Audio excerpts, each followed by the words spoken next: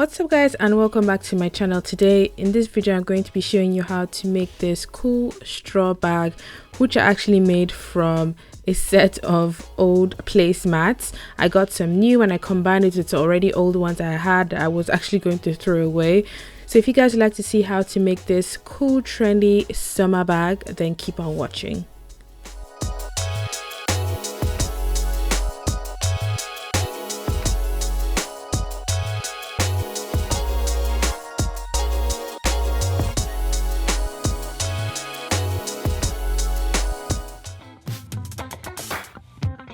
I used the following tools to create this bag, and I've laid them all out here.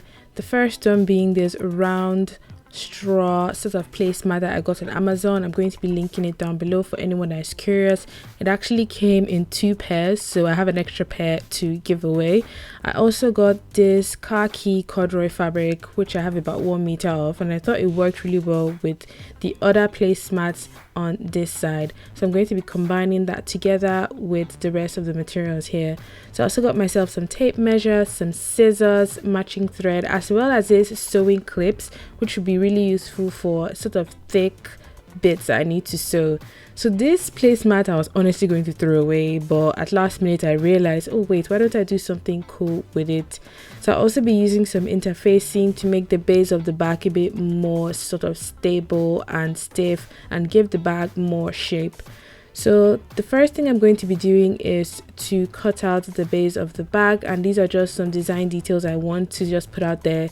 The base is 60 by 12 centimeters, the strap is 45 by 5, and we're going to be hand stitching a lot.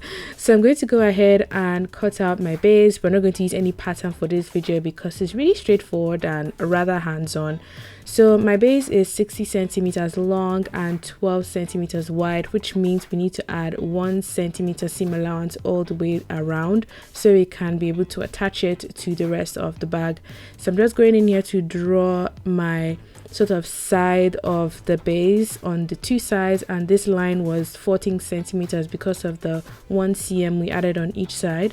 And to make sure that the line is straight, I'm just marking 14 across like so, and I'm going to connect these sort of dashes I'm making together so I have a straight line across on this side. So when I cut, I just know I'm cutting a straight line and I don't have to think too much about it. So I'm just going in here to cut my bag base, and this particular piece I would need 2 because I want the bottom to be sort of stable and I know that the bag would have a little bit of shape. So I went ahead and I fused my interfacing on the wrong side of the material, and I'm going to sew these 2 pieces together along the long side, turn this inside out, and then close up the tube to make the base that would sit at the bottom of the bag. So sewing on a 1 centimeter seam allowance, I'm just using a normal straight stitch, sewing up the side from the beginning all the way to the end, sewing the left and the right hand side, closing it up to create sort of like a tube, and this tube we're going to turn inside out before closing up the sort of shorter ends. So I'm going to go in and turn this entire piece inside out. It took a bit of time because this thing was really stiff, and I'm glad it came out that way because it means that the bottom of the bag will be sort of a little bit structured and not just floppy and flimsy. So once that is turned inside out, we're going to close off the beginning and the end of the tunnels like so. So I'm just folding it in by about 1 centimeter like this, and I'm going to use those sewing clips to hold it down because this was too thick for a normal pin to go through. And these clips are really useful also for sort of anything that you want to sew and secure and you don't want pin marks, sort of like leather and PVC, and you just want something to hold it while you stitch down your seam. So I'm going to sew off this end and the other end using a 0.3 centimeter stitch all the way across, and because it was really thick, it was a very slow stitch and I was just careful not to break my needle or break my machine. So after doing it on this side, I went ahead and repeated the same thing on the other side before moving ahead to cut out the back straps. So this placemat is about 45 centimeters wide, and I love the fact that I already had the end sort of secured, so I didn't have to think about finishing off the ends of the strap.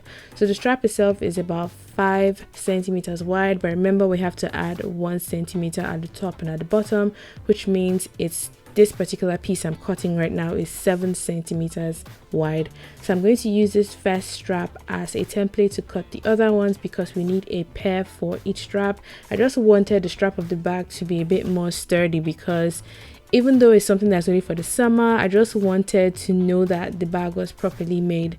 So I'm just going in here to cut off the other bit for the strap that I'm going to use.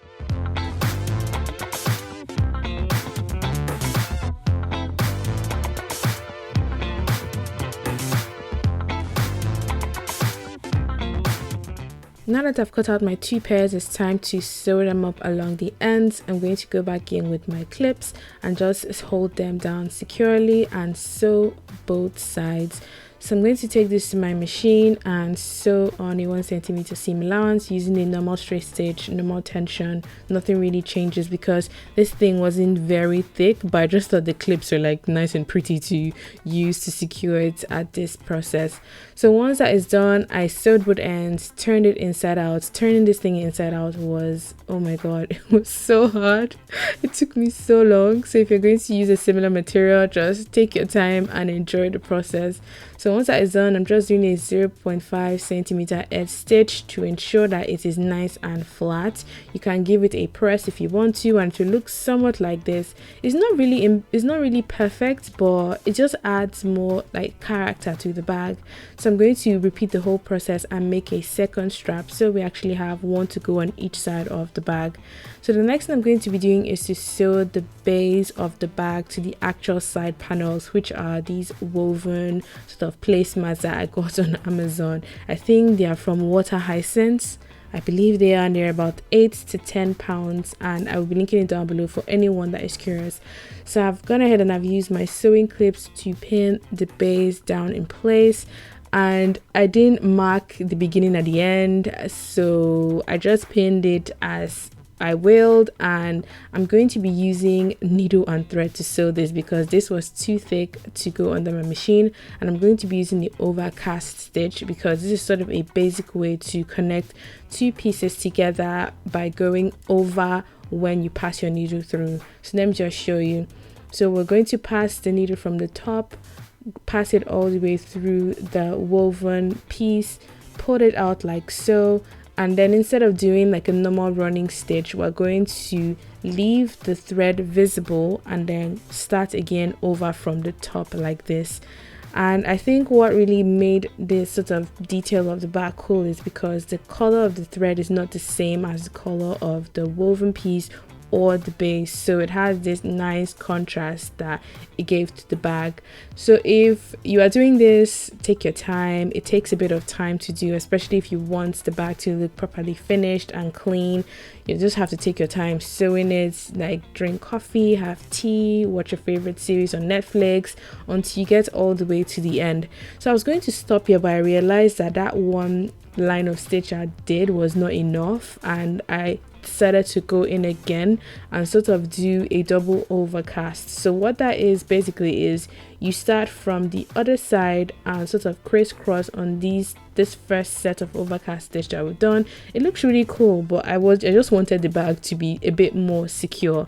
So now I'm going to go in back with my needle and my thread and just take my time securing my first stitch in place, kind of crisscrossing the first one we did. If it doesn't crisscross, it doesn't really matter. All of mine didn't crisscross all the way through, but just ensure that this stitch is a little bit more secure so that it holds the base of the bag to the woven piece. When you get to the end, make sure to tie a knot, a double knot if possible, just to secure the stitch that you've done. So what you do is basically repeat the same thing for the other side and sew on your straps. So the straps I'm going to be attaching using sort of a crisscross stitch, and this is something that just looked really cool, and it kind of had this denim inspired like feel behind it. So the strap sits about 6 centimeters below the top and about 5 centimeters from the side. I'm just so very anal with some very weird things, but I just wanted it to look symmetrical to the eyes when the straps were stitched on. So I'm just using a chalk to mark the exact position of the straps.